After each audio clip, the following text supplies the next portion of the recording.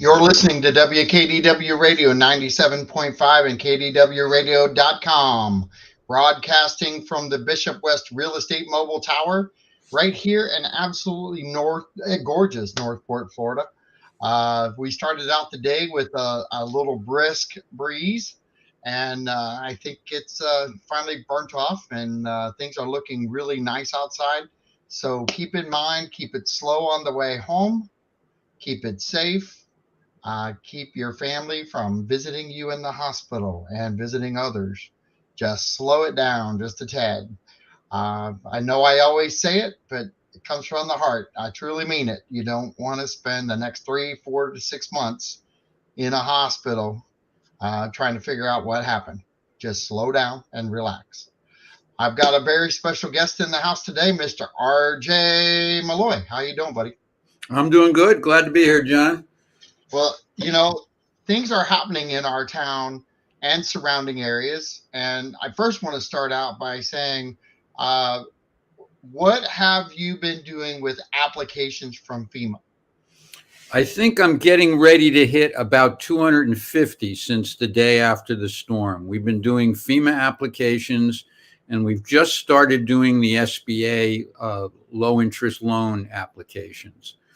We've also been helping people find their way through their insurance maze.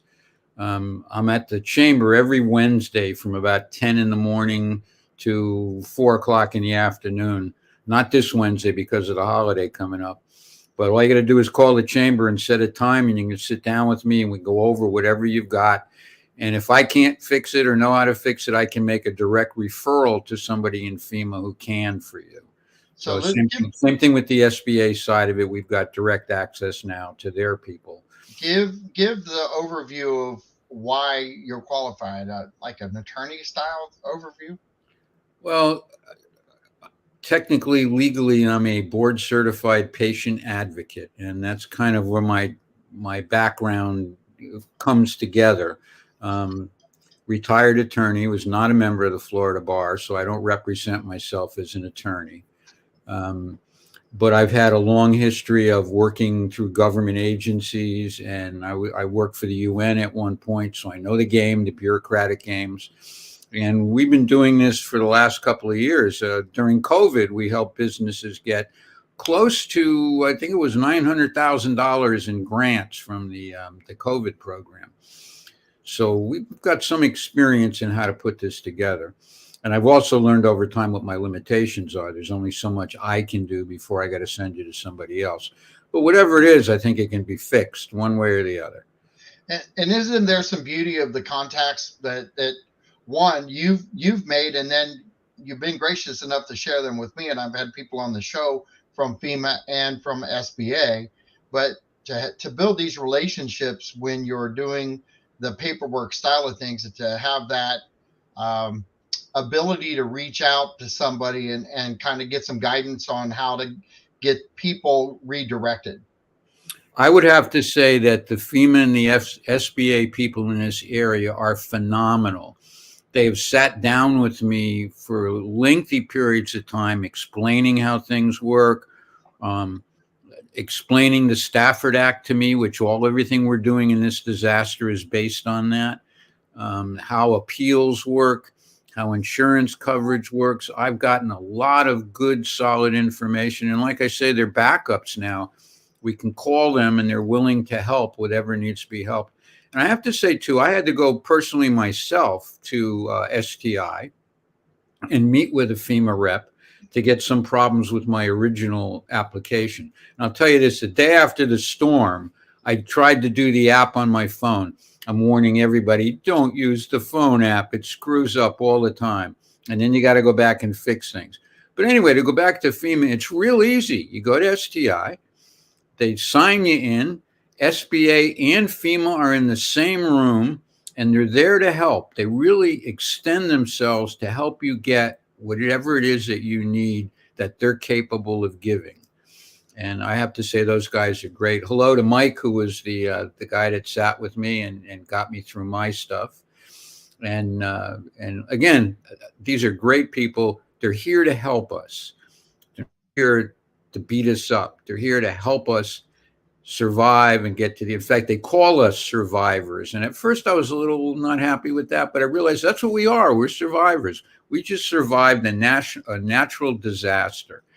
And FEMA and SBA are here to help us as survivors. So you said STI. Are you meaning STC? STC, yes. All right, that's why I just wanted to make sure I got that corrected. But STC and the Shannon Staub Library both have been very critical as far as a critical location for us to get information.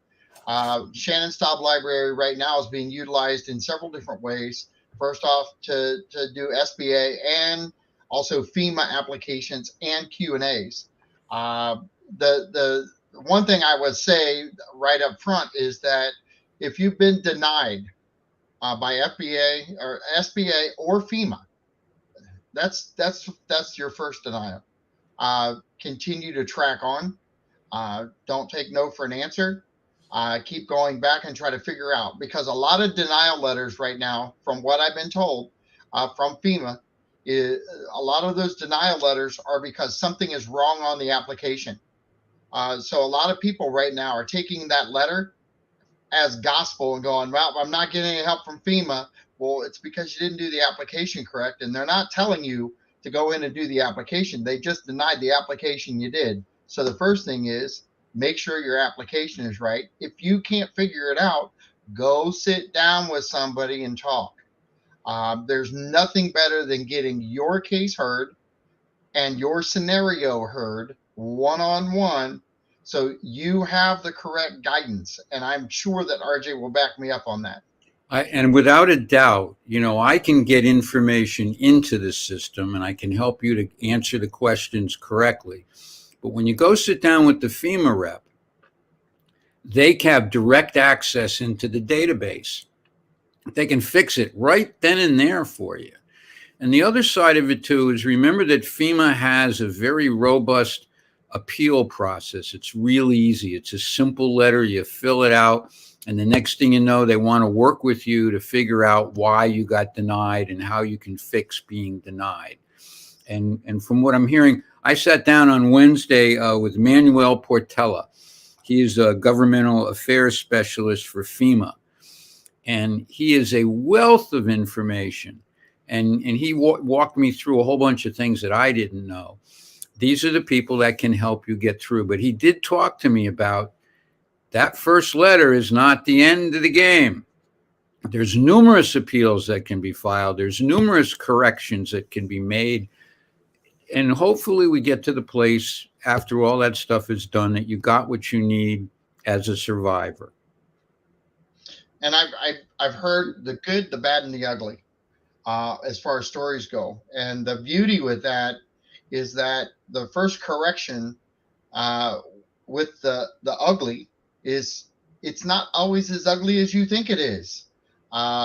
If you never have been to sit down with somebody to try to figure out what's wrong from your first denial, just accept the fact that you're not going to receive any help. Now, if you do take that approach, understand that you're the one letting yourself down. The system is designed to do exactly what it's doing. If the application is not correct, that's a denial. If you correct it and you get to move forward, it's because you went and sat down and figured it out, got it corrected, and now the wheels are turning again. If you've done your SBA, go ahead. I see you wanted to say something. I was going to say that a lot of the initial denials are simply based on a software analysis. It's not a person who sat down and went through it. And that's basically how this massive system has to work. You fill out an application, you check all the boxes, you answer all the questions, and it goes through a software analysis. You may get not have clicked the right box like I did. I didn't click the right box, or I forgot to click a box, or I couldn't see the box on the phone app. And so you get initial denial, but that doesn't mean you don't qualify. And so you just take the next step, go in, sit down where they can get into the database for you, and they can ask you the questions again, and you can get them right. is Good. you get a host of information. Like, I didn't know that FEMA doesn't cover lanais. Or They screen. they cover the permanent structure, but not the lanai. And not So the screening either. right, and so if you're going in with those are your damages, you're not going to get anywhere. Right. On the other hand, FEMA has a lot of money to cover personal property that's been damaged. Now, yeah, you're going to have to document it, but it's there.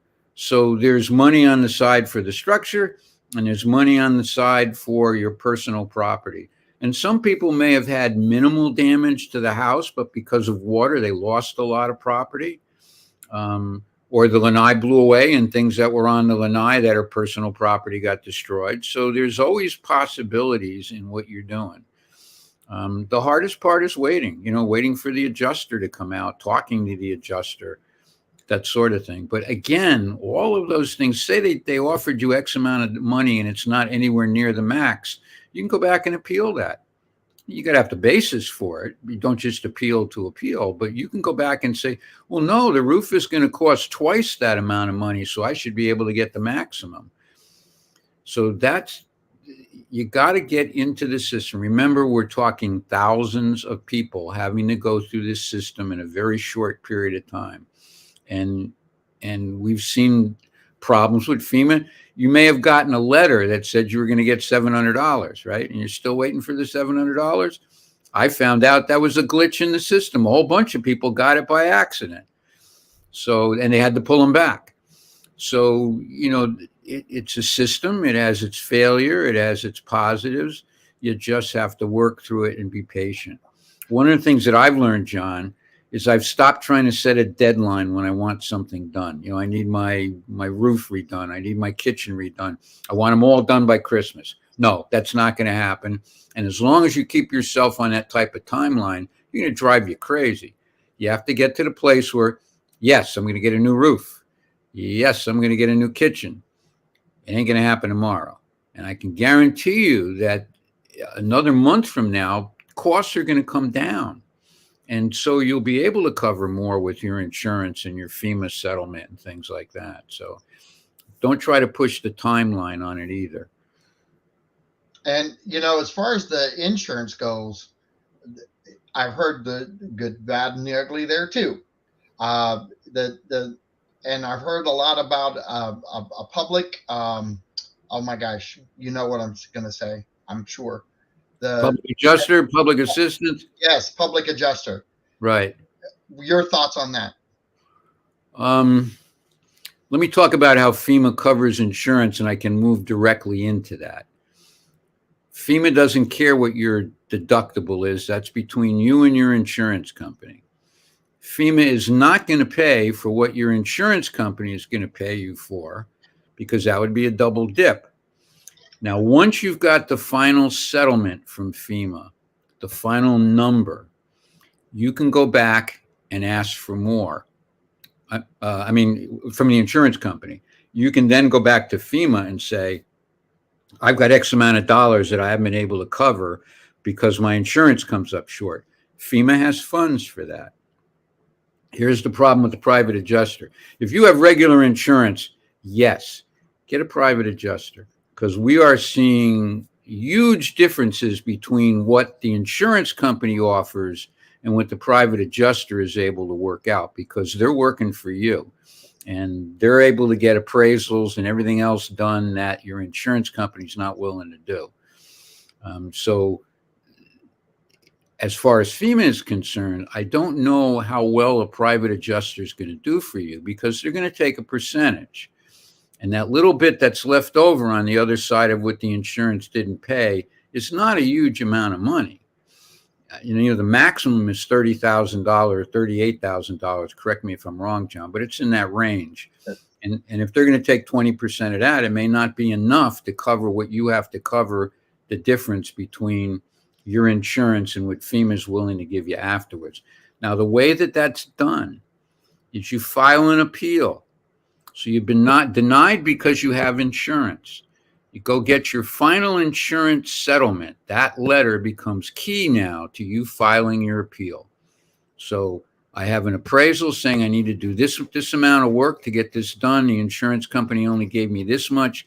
How much of that is FEMA willing to give me so that I can survive? And that's how that game is played. So just because you had insurance doesn't mean you're not entitled to FEMA. You just have to get through the insurance side of the money first before you get to the government side of the money. Twofold on that. But you also have SBA, and you can utilize all three components: insurance, FEMA, and SBA, to repair your home. Correct? Let's talk about SBA. That is a relatively easy application to get through. And Sandra Lawson, I believe is her name, right? She's from the SBA. We sat down and talked to her for a while. And she basically said they want to loan you the money. And it's a low interest rate. I think the nonprofits was 1.8, 1.7 something.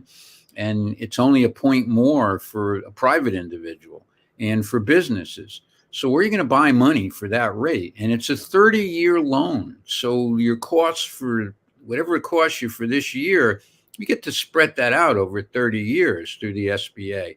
And they are motivated, absolutely motivated to get you into the program and get you a loan. And I think that's another way to look at it. You don't need to be pulling it out of your personal savings, especially if you're retired. But if you can work out a loan that's a low interest loan and that you can handle the payments over 30 years, I don't see why you wouldn't do it. And all of those programs, they can be utilized by just about everyone in our city and surrounding areas. There are some qualifications that go into that, and you may have to provide some information, but the whole key is if you never go talk to anyone, you're never going to get anywhere. And I've said this over and over again on the show, and I want to see where your thought is, but if there's 10 grand out there to get that will help you, and all you have to do is listen to somebody tell you no and then correct it, tell you no, correct it, and then you get your funding. That kind of describes a lot of people's efforts through FEMA. I think what Manuel was saying is that, so the reason FEMA and SBA are right in the room together is when you can't get through FEMA, they take you over to the SBA. They literally walk you across the room and introduce you to somebody from the SBA. Correct. So it's right there for you. And if you have a problem with the SBA, you can bounce back to another FEMA program. So there are numerous ways to be made whole, without destroying your life savings. And also to get your house back and your property back into the condition that it needs to be. Now, we know that FEMA won't cover a lanai, but you can borrow money from the SBA over 30 years to fix that lanai. Yes, you can, at a very low interest rate too. You're not going to get it from a bank. The banks don't have interest rates that low. Nope. And it's just a good way if you can manage the payments, and the payments are going to be small. I mean, we're not talking about you borrowing $1 million here. You might be borrowing $5,000, $10,000, $15,000 to get your lanai done, and you spread that out over 30 years. It's a very small payment, as opposed to you going and raiding your retirement account to come up, take 15 grand out of your retirement account, which might be making you 5 or 6%. Well, and some of the beauty in that stuff, though, is that you're not repairing the old one to keep it. You're upgrading, and you're bringing it up to code. And go ahead.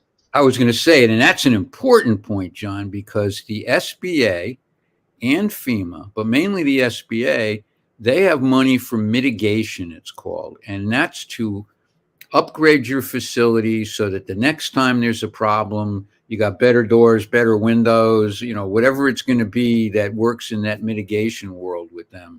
And that program, I'm not real familiar with it yet. I'm working on it, on studying it now, but there is money to make the house better, less likely to be flooded the next time. Like here at the station, one of the things we're going to look at is hermetically sealed doors. They close and the water won't come in. And that matters. Oh yeah, we know what happened to us when the water did come in, and anything that was on the floor ain't on the floor anymore. It's in the garbage can. Well, and that's part of the upgrades that people are facing right now, is that if they're in a flood zone, things are really being talked about a lot differently today than say a year ago in a flood zone.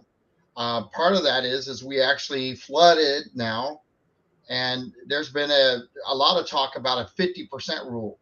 Can you kind of highlight what a 50% rule is in our area and surrounding areas? Well, I'll make it brief, and then John, you can fill in the details because you've been studying it more than me. But basically, what the 50% rule says, if your property sustains damage in excess of 50% of the value, and we're going to talk about the value in a minute, about 50% of the value of the home, then you have to rebuild to FEMA flood codes and building codes. And that could get incredibly expensive if you were in a zone that's going to require lifting the house up or getting special doors or whatever that's going to look like. And I'm not the expert on that. I just know from talking to a number of contractors that could actually end your ability to own your $150,000 to $200,000 home because you're not going to be able to build it back. It'll be too expensive. And it won't add to the value of the home. It's only going to add to your ability to get insurance and meet the building codes. So as far as the value is concerned, here's the debate that we're hearing. Is it market value? Is it appraised value? Or is it assessed value? Well, and truthfully, I've talked to several people about it, and the assessed value is the first phase of what they sent out in the letters. The assessed value of a home is one portion of it. The second side of it is appraised value. You can hire an appraiser to come out. And here's the caveat to this whole thing. When we use appraisers in the real estate market, we don't use our best friends down the road. They're in a pool. You can call an appraiser and have a professional appraisal done to turn into your insurance company. It's independent, and FEMA will look at that with this 50% ruling, and it will hopefully, in most cases, because just value, if you look up just value of your home on the tax records, it is half usually of what your house is actually worth. So it used to be called taxable value or right, assessed value, and right, now they've given it a nice name called just value, but it hasn't changed. It's the same deal.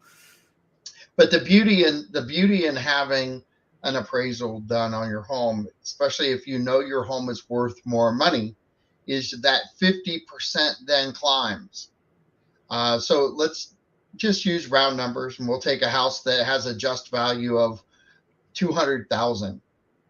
Well, at the 50% rule, you only have 100,000 to work with. If it goes 100,001, you're over the 50% rule. Now, take that same house. If the value is truly 320,000, now you're at 160,000 as far as your 50% rule. Well, that may keep you from having to completely rebuild your home. If you're in a flood zone, truthfully, any flood zone, so that if you pay flood insurance now, you're in that flood zone. Even if your payment is $300 and you've been built out and you've been built up to, say, 11 feet, they can still come in because you're not truly out of flood zone at that level. They can still come in and raise you up or have you raise yourself up, which means your slab is now gone and your home is gone. Because 13 feet is where you want to be, 13 feet and above. And I got to tell you, some of these houses that I saw, even at 13 feet, they'd have still been flooded. There was that much water. But the standard of what they're trying to set is they're trying to get people to build out of the flood zone and build up higher. And really, they were going the plane of the street, um, in different sections of our city and surrounding cities. The big thing that you want to keep in mind is that if your home is more than 50% damaged, I would get an appraisal done so you can pop that number up. You can possibly get your home. And I think this strategically, when you just talked about how to manage the funds, strategically, you have to keep in mind that you don't want to overspend past that 50% threshold. So you better find people that'll get the job done at a much lesser value. And that delay that you mentioned a few minutes ago, on where you were talking about the prices coming down over the next few months, that may be advantageous to some. Yeah, and I want to make a warning about market value, because that's been brought up in some of these documents. It has. Right now, John, market value for a damaged home is down considerably, right? Yes, it is. So you want to probably avoid market value. And what we did read in some of the literature is that the building department will accept a professional appraisal versus what their number is. I would never go with their number. And an appraiser is going to cost what, John? We're at about $500? Yeah, it's around the $500 mark. So for $500, you could save yourself $100,000. So Correct. you know, don't cheap yourself on this one. If you think you've got damages, and you know, especially if you've lost a roof and you've had a lot of damage inside the house, the repair costs for those, the contracted costs could easily exceed 50%, especially in the next couple of months. And those letters are, if you go by appraised value. Yep. If you go by appraised value. Those letters are being sent out by the city right now. A lot of people have been getting those letters. The big thing I will say about that is you need to go sit down with the city of Northport, find out exactly what the plan of attack is. Those you truthfully can't just throw your hands in the air. You have got to go in and talk to them and find out exactly what it is they're trying to get you to do. And well, you're going to have to get building permits anyway for roof and structure and things like fences and all the rest of that correct. stuff. So you might as well go in, because you got to do it anyway and find out what the situation is. And once again, that flood zone that we were talking about, the only flood, or the only area that is truly not in a flood zone, is one that's marked X. So if you're in an X flood zone, and for people who have a loan on their home, it's very simple. If you're paying flood insurance, you're in a flood zone. Okay. Those of you who are not in the flood zone, who have a mortgage, you're finding out now that you could have had flood insurance for a much lesser rate per year than what we're seeing happen now with all these repairs, because flood insurance is not homeowners insurance. Homeowners is one thing and flood insurance is another. And I will tell you, this 24 years I've been here in Northport, never envisioned what I saw in our area. Never envisioned that at all. Some spots I would have thought we would have held water. We've had trouble in the past, but I don't know. I don't know anybody. I remember I think it was Chuck English who was talking about 92. Well, I'm going to tell you, in 1992, there weren't enough houses here to think about on the scale that we're talking today. We are so much more populated in this area. I don't know, as a realtor, I don't know that I'll ever sell another house to anyone without pulling a flood policy and just making sure they're aware that this policy is here and you can have it and it's cheap. I don't know that I would ever do that. And I'm sure that insurance companies, at least the reliable ones that are out there, I know they're talking to people about all these other types of insurance policies, the writers that are out there for different things that are happening or being done to their home. Most people don't want to spend that money. I have a feeling after this, there are going to be a lot of people reassess that fee annually and divide what they're paying now down and wish they would have had it. Because a lot of what we're talking about now through the SBA, it's truthfully about rebuilding your home because you didn't have the right coverage first off, and you have to find a way to rebuild so you can get that loan. The second side of that is anytime you rebuild, and with this 50%, you've got to bring it up to code, including where it's at on valuation, or elevation. So if you're not built out of a flood zone, you're going to have to come into code. If your home is not up to code and you're 50% more damaged, you're going to have to bring that home up to code. That's where the differences are coming in with the insurance companies too, because you've got insurance companies that are going to battle you one way, then you got FEMA that's going to talk to you a different way, and now you've got SBA that's looking to help you, but anytime you go to them, it's an upgrade. It cannot be to the same standard it was when the damage occurred. And with that, I'm going to go back to RJ just for a second, and I want to know what your thought is with the hands-on that you've had with SBA and FEMA. What's the difference in your field with people that are struggling with the insurance side right now?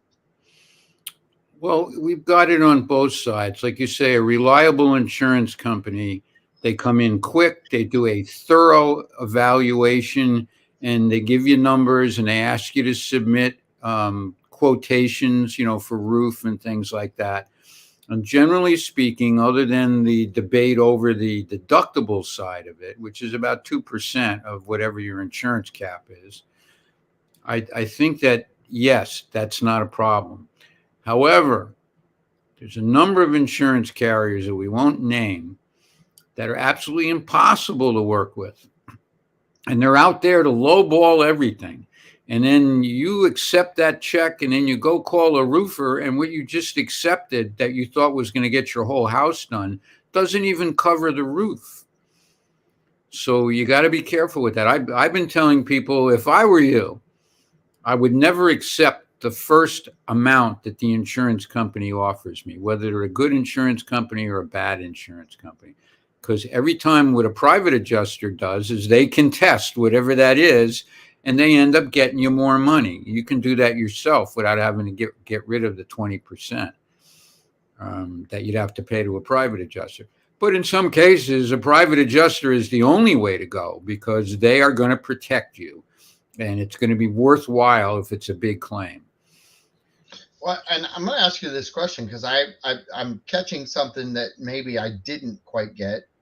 The insurance side of it, are you saying that if you accept that first check, you're kind of done at that point? It depends on your policy. I've had to look at a number of policies with people, and in some cases, the insurance company will tell you up front, this is just to get you started. And if you got more claims, come back with them. And some policies say at the point that you accept the offer, you've given up on any other claim.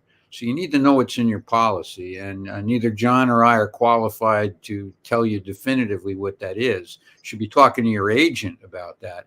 But you can generally find it in the policy as to whether accepting payment is the limit that the insurance company has to deal with. Some insurance companies, like I said, they tell you, go ahead, cash the check. It's fine. If there's more, we'll come back and discuss it. So And some are like, nope, you cash the check, that's it, you're in. Well, and I think one of the biggest things that people should hear through this show, and anytime they talk, even to their neighbors, first off, no misinformation. Yes, don't get your information from Twitter. Yeah.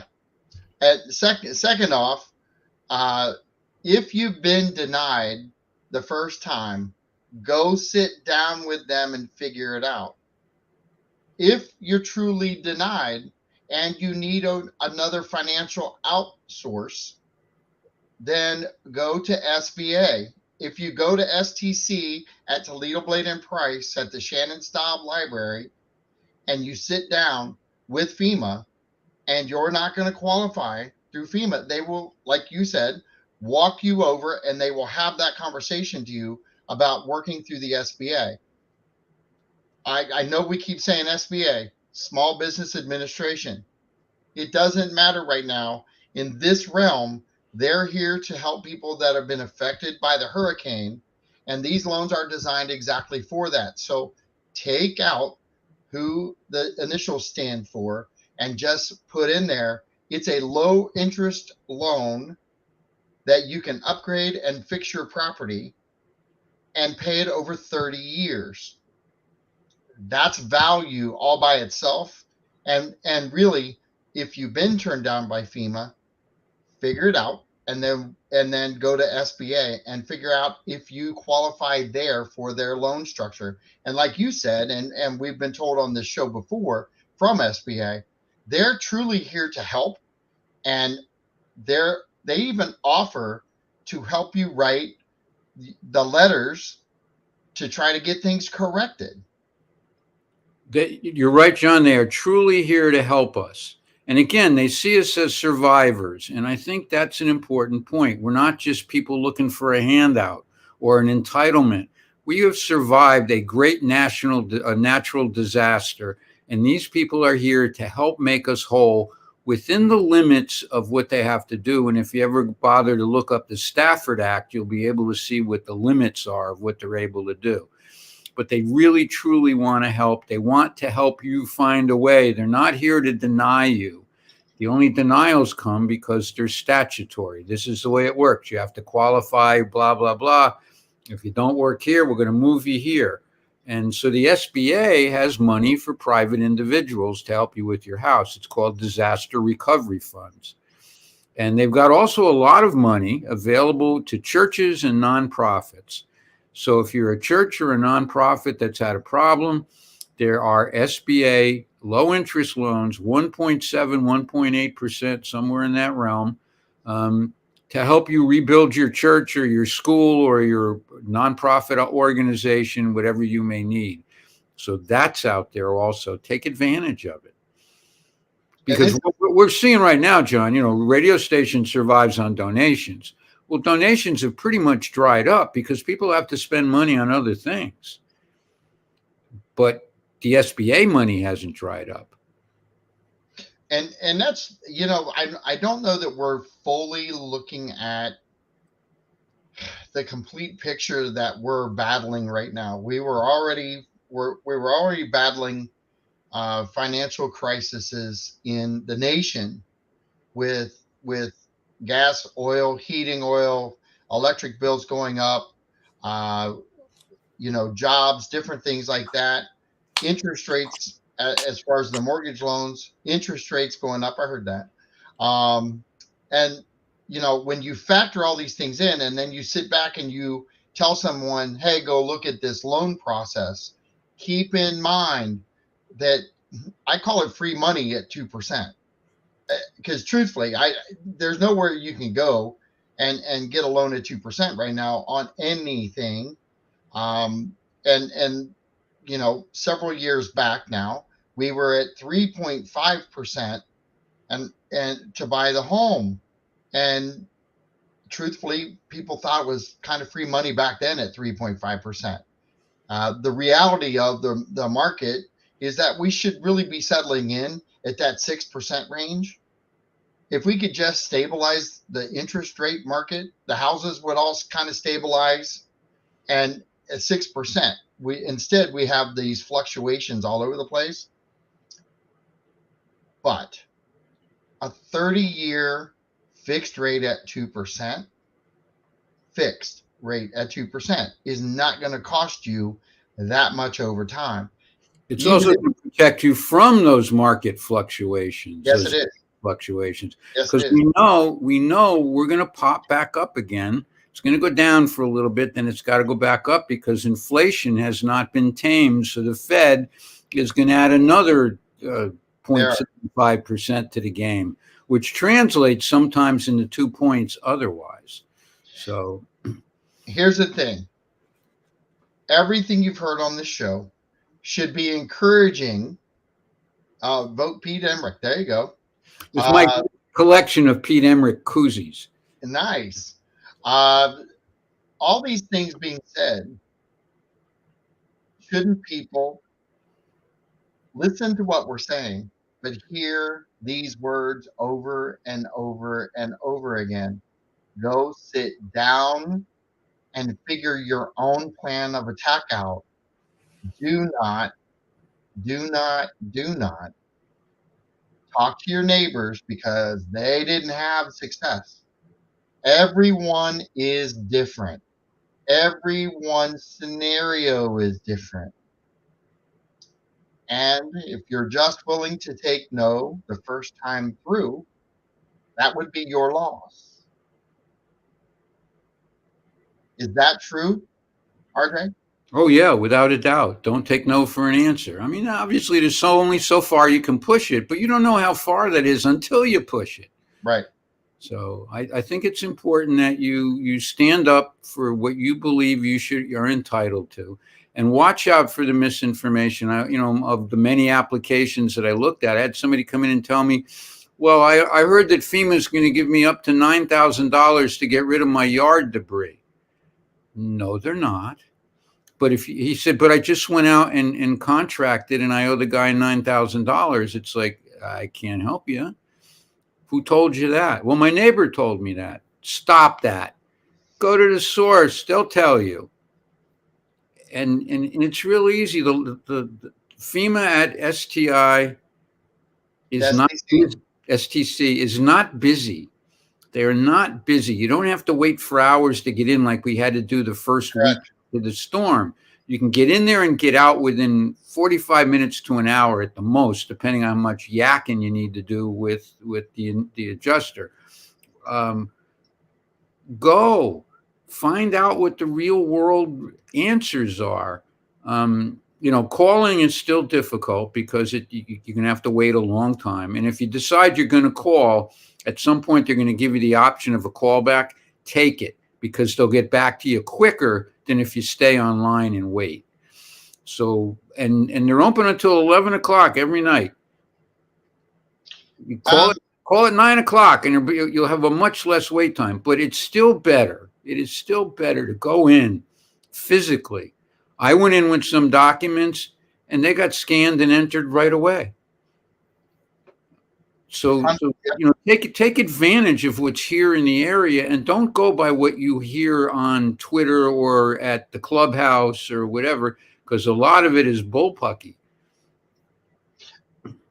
With everything going on in our city right now, and I'm kind of going to go off task just a tad.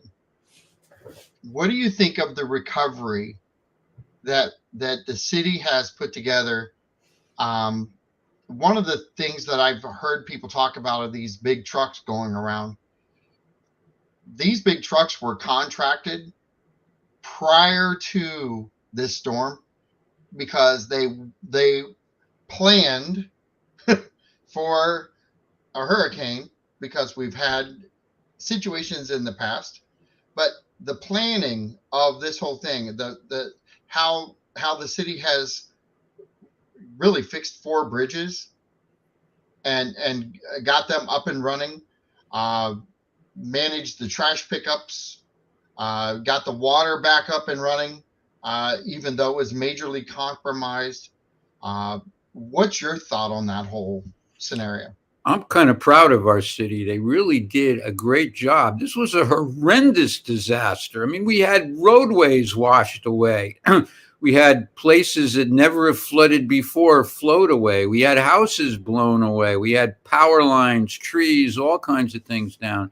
The city did the best that they could possibly do, and they're doing, I think, a great job.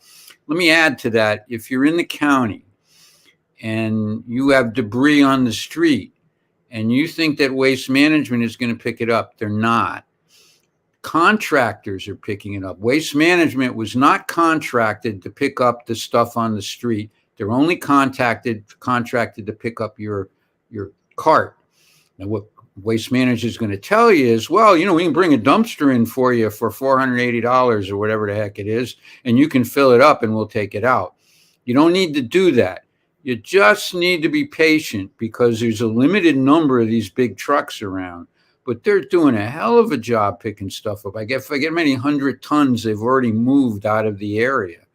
So just be patient. They'll be there to pick it up. What your job is to make sure the pile's relatively compact. It's not spread all over the place. And if you can separate the metal out, if the scrappers haven't already come to your neighborhood and taken all the metal with them, set the metal to one side and all the other trash to the other, and these things will come and they'll pick it up, and they'll pick up all the vegetation and branches and stumps and all the rest of that. But waste management in the county is not picking it up, so don't call them. And do not combine any trash with your vegetation debris. Yes, there's a separate truck that picks that up, right? Yes, and they will not, I will promise you, they will not do any of that pickup if there's any trash involved in that. Contaminant free is really what they're looking for. And I stress that because I've had people who have said the city's not picking up my debris. And, you know, I drive over and I look at their debris and I'm like, well, why did you put your trash inside your debris? Now you've got to deconstruct what you had built. All right. They will not. I'm not going to say they do not. They will not take your vegetation debris if there's trash in it. Period. And it makes sense because they're taking it to the chipper and turning it into mulch that we're going to use later in the city. Right. So, correct. You know, aluminum cans and garbage and stuff like that, you can't have that in mulch. So don't do that. It's not that hard. And if you've made that mistake, then get out there and do it. What will happen both with the contractors and the city is you're going to get a notice about it. They're not just going to disappear and not come back, but you will get some red flag or some notice put on the pile telling you why they don't pick it up. Correct. And that all those things matter. Please get the word out to the neighbors that you have that are really, if they're complaining about it, there is a reason why they're not picking it up. Just don't think that it's just you. It is just you when it comes to trash combined with your yard waste. So keep that in mind. Get it taken care of. If you haven't gotten a notice, you will. If you are listening right now and you haven't gotten a notice and you can't figure out why, or you've redone your trash, just give a phone call to the city waste management and let them know that you've got a pile out there, and they'll make sure it's on the pickup schedule. That's the biggest thing. That is not done by our normal waste management team. In a lot of cases, that's done by these big trucks that come by that most people have seen out with the big grabbers, and they'll be able to grab it and load and go. They're doing a phenomenal job. Those trucks are working 12, 16-hour days, I believe. But they've moved, I think the last count was or 7 or 8 of the, oh my gosh, Epcot World, 7 or 8 of those completely filled, which is insane. When you start thinking about how big that is, there's a lot of debris that's being moved. and we're going to be using that later as mulch in different areas. So keep that in mind. I'm going to post up here the Northport City Building Department. That is exactly who you want to follow up with. If you're in a flood zone and you've received a letter, make sure that you go over and you talk to them. It is very important that you do it as soon as possible. Oops, wrong one. But make sure that you're able to get in and talk to them. Maybe call and set an appointment up so that they know you're coming. So you have something set with them. Please, please, please don't get scared of the letter. Address the issues. Go at it. It's not going to go away. I can tell you it's not going to go away. So whether you're upset over the letter or not, I get it. Because if I would have gotten a letter, I guess I'd have been upset too. But you have to know what you're battling. You need to go in and sit down with them. They will be very specific with you because they were required by FEMA to send this letter out. It was not done by the city of Northport solely. Keep that in mind. Anything you want to add to that, RJ? Yeah, if you have any serious issues that you want to talk about, I'm at the Northport Area Chamber of Commerce every Wednesday, not this coming Wednesday because of the holiday, but after that, just call the chamber, make an appointment, and I'd be happy to sit down and guide you with what I know and send you to the right people. And the other side of it too is I really do encourage you, go in and see FEMA and take it from there. Absolutely. And the biggest thing, STC, you've got to go to STC. You've got to sit down. You've got to hear what they have to say. You've got to make your own adjustment on what's happening, and keep that in mind as this whole thing is taking place. If you're not able to at least get in there, make the phone calls. But I will promise you, if you go to STC, it's less than a 30-minute wait, and you're probably going to get in and out of there faster than you've ever thought that you would get in and out. It's very pleasant. You're in AC. You're not sitting outside waiting in line. You're waiting in a very nice facility, restrooms, water fountains. Just relax, go in there, get educated. The biggest thing I can say is if you can't handle this situation, take someone with you. If you think that it's going to be too much stress, that you're not going to retain some information, take someone with you. Let a calmer voice be part of the process. Okay. I know that myself, just like RJ, I've taken many people there myself. I've sat down at the table. I've listened. I then talked about it to them afterwards. It's not difficult. Sometimes it's just an emotional process that people are going through right now.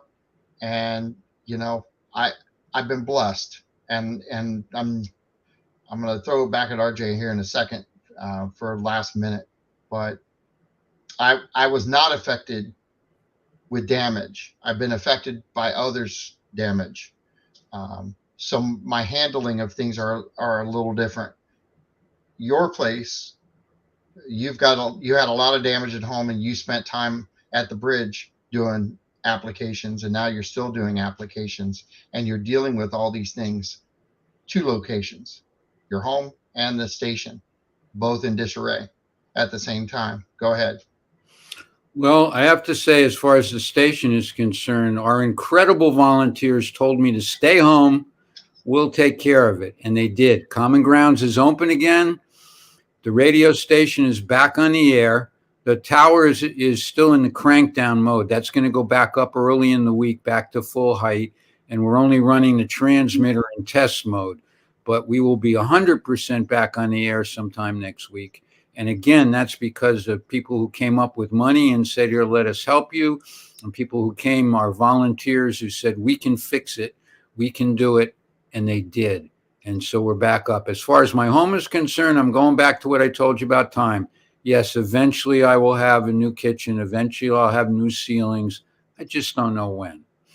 And I'm not going to worry about the time. And I think that's the attitude. And I'll give you the Rebecca McKee's rule of how to clean up. You pick a 10-foot by 10-foot square and you clean up everything in that 10-foot square. Don't look anywhere else but that square. When you're done with that, move on to the next 10-foot square. I've tried it. It works great. You don't get depressed and you get a lot more done than if you're bouncing or all over the place doing things. This is John Rawlings with WKDW Radio 97.5 FM saying thank you. Have a good night. RJ, thanks for coming on. It was a pleasure. My guest on Monday will be none other than our new commissioner, and it's not Pete Emmerich. Who do you think it is? Phil. Phil's coming on. So we'll talk to you guys soon. Have a great weekend. Be safe out there. Talk to you soon. Bye-bye.